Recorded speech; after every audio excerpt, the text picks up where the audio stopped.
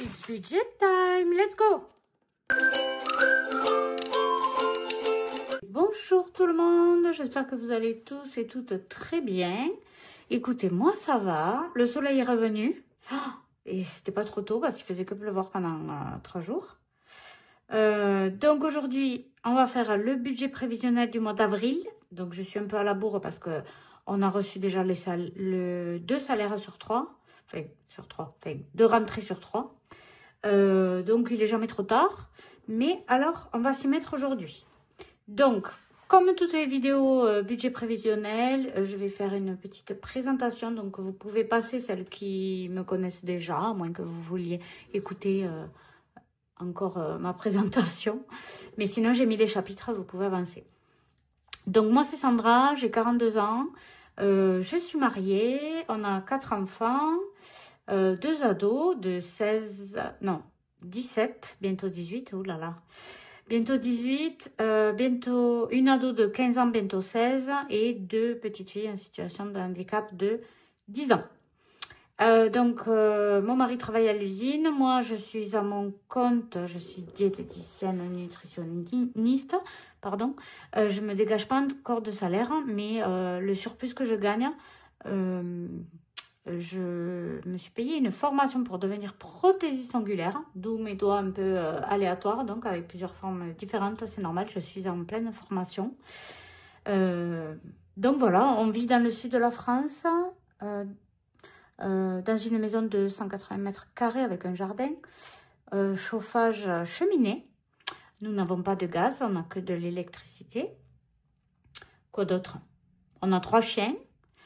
Et voilà, ben écoutez, je pense que j'en ai assez dit.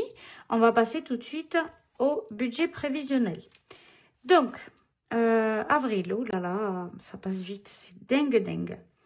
Donc, la MDPH, on perçoit la MDPH pour la prestation de compensation du handicap de mes filles, étant donné que ben, moi, je ne peux pas travailler chez un patron parce qu'il faut quand même être assez présente pour ces petites.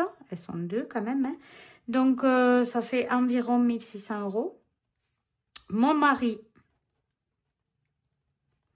il a eu 1900 et la CAF, on aura 1400. Donc, on va faire tout de suite le total. Évidemment, pour faire un budget prévisionnel, il faut d'abord calculer toutes ces entrées, les poser à l'écrit. Et après, toutes les sorties, mais je vais vous montrer. Donc, total, 4 900 €. OK. Donc là, les charges fixes, on a à peu près 1800. 1800 €. Charges variables, donc je mets toujours les couches. Donc à peu près 100 €. Plus la cantine pour mon fils. Là, je vais mettre, je pense, 50 € parce qu'il va y avoir les vacances et voilà. Et il part une semaine, la semaine prochaine, en Espagne. Donc, forcément, il ne mangera pas à la cantine. Ensuite, j'ai l'impression que j'ai tout oublié. Donc là, ah oui, après, on fait les épargnes, mais à la fin. Donc, on va faire les enveloppes, mais d'abord, je vais compter combien il reste. Donc, pour récapituler, on pose à plat toutes les entrées, quelles qu'elles soient. Après, on pose à plat toutes les charges fixes. Alors, pour ça, il faut prendre son relevé de compte et regarder tout ce qui part en abonnement, en frais type crédit voiture, crédit machin, les assurances, les téléphones, voilà. À peu près, donc ça nous fait ça. Donc, on fait ensuite les entrées, moins les charges fixes, moins les charges variables. Et on est... Ah ben, je me suis trompée là. Donc, on refait les entrées moins les charges fixes. Moins 100, moins 50. Il reste donc 2950.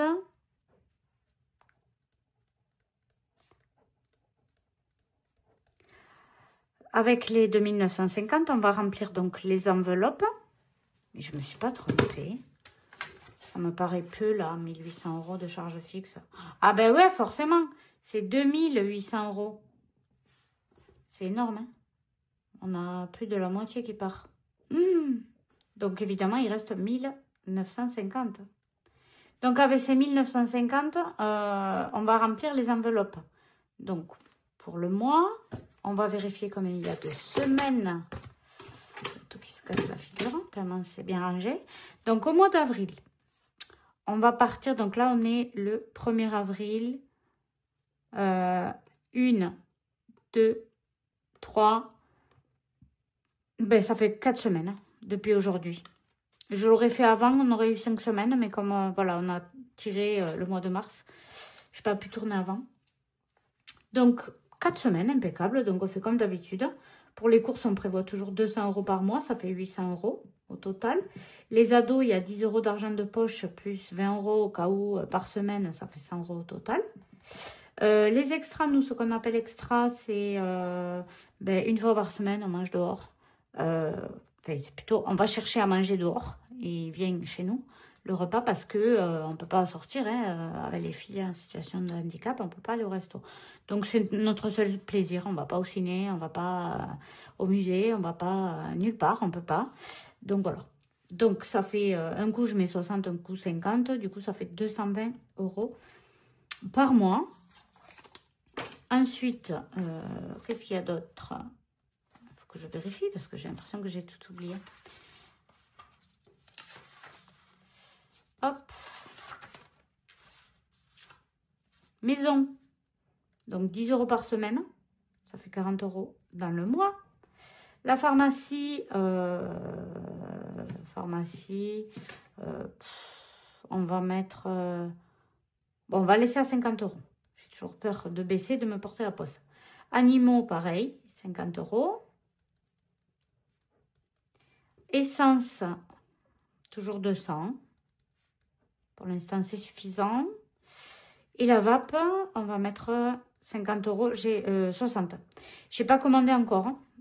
Donc, je ne sais pas du tout combien on va dépenser pour la vape. Donc là, on fait le total des enveloppes.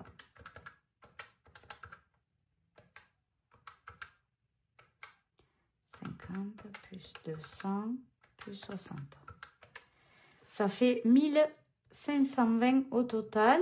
Et donc, il reste à épargner 430 €. Enfin, je laisse toujours un petit peu sur le compte, au cas où. Donc, on va épargner moins que ça. Qu'est-ce qu'on avait mis en épargne? Donc, j'avais fait un récap au début. Pour savoir ce qu'il fallait que je mette de côté. On va continuer, voilà, mes épargnes. Donc, régule l'électricité. Alors, à chaque fois, en électricité, donc épargne. Oui.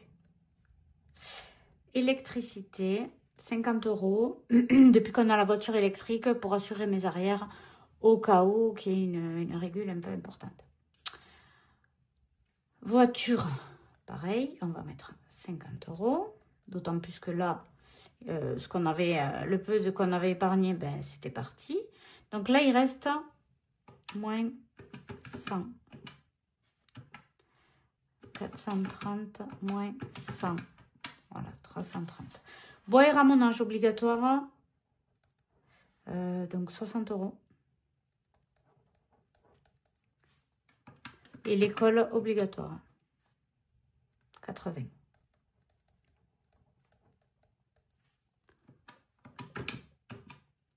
Voilà, donc là, il ne nous reste pas grand-chose. On va faire attention là. Donc, école, c'est fait. Amazon Prime, on peut mettre 10 €.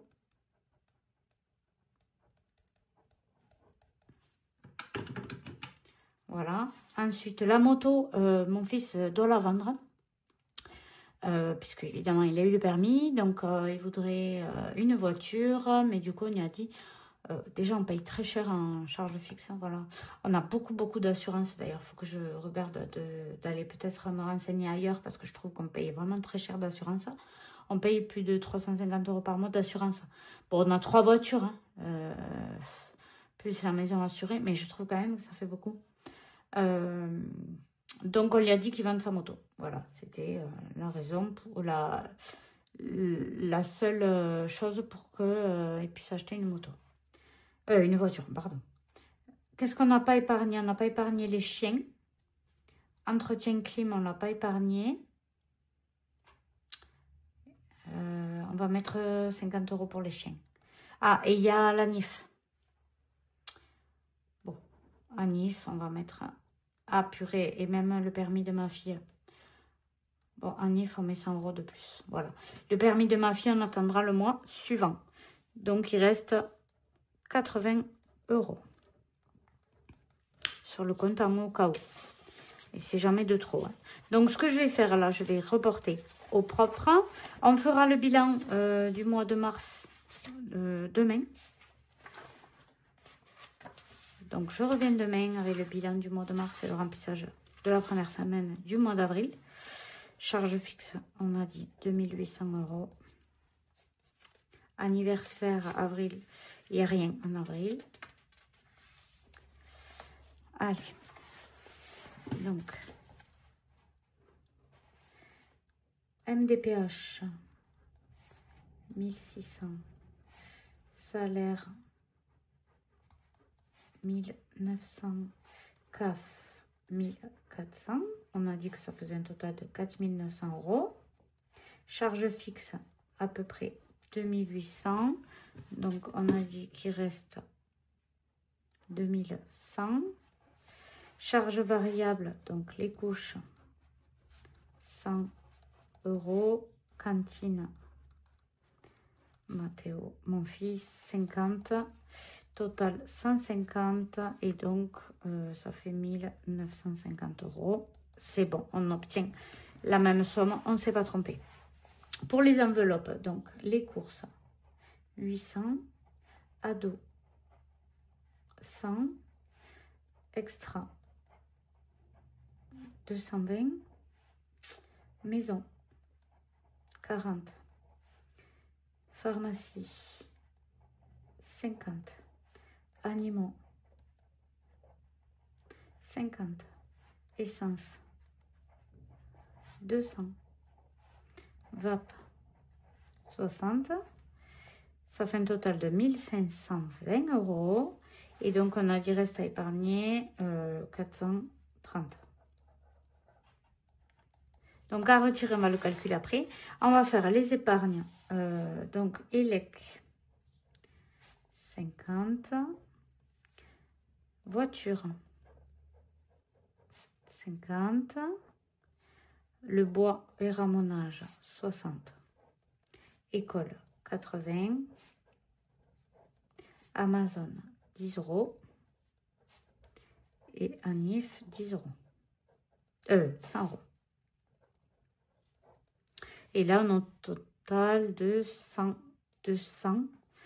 270 et 80. 270. Oh là là.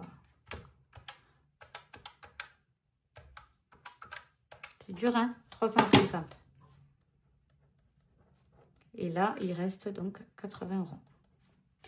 Reste à vivre 80 €. Donc là, on va calculer combien il me faut retirer. Donc, sûrement 100 € en drive. Bon, je ne le marque pas tout de suite. Bon, allez, je le marque. 100 €. Les ados, 40. Extra, 60. 10. Et là, je retire tout, puisque ça sera pour le mois. Là, c'est un virtuel. Et là aussi. Donc, on a 100, 200, 310 €. Enveloppe, 310 €. Et en épargne, ben, je crois qu'il y a tout à mettre en virtuel, à part le bois. Donc 60. Ah non, et l'anif. Donc 160. Épargne. Ça nous fait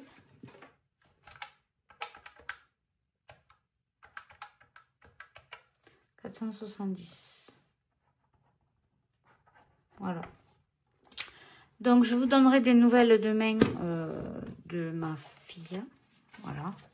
Ça avance petit à petit. Je vais mettre ça au propre. Donc, course. La répartition.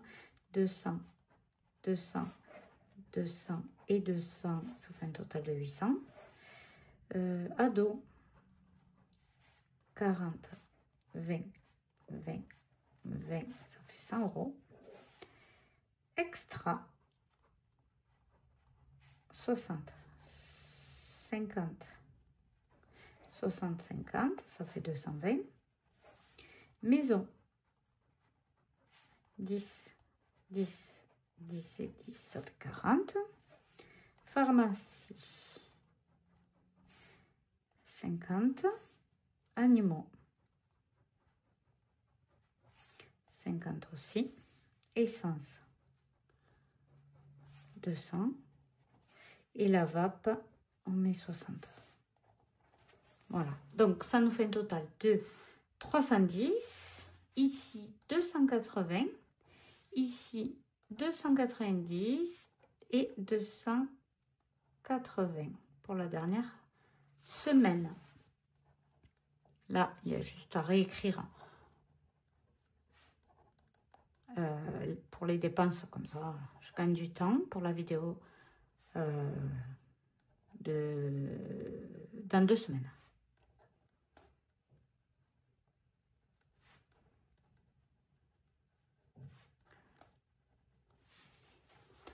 Voilà, écoutez, c'est bon, hein, on a fini. Donc voilà, cette vidéo est maintenant terminée. On se retrouve demain si tout va bien pour le bilan de mars. Il serait temps, hein. Je suis désolée, mais là, franchement, tout s'enchaîne entre ma formation pour les ongles, le stage de ma fille, les rendez-vous médicaux de ma fille, mon activité pro aussi quand même, quelque part. Tout s'enchaîne. Donc, voilà. Écoutez, moi, je vous embrasse. Je vous dis à demain si tout va bien et passez une bonne journée.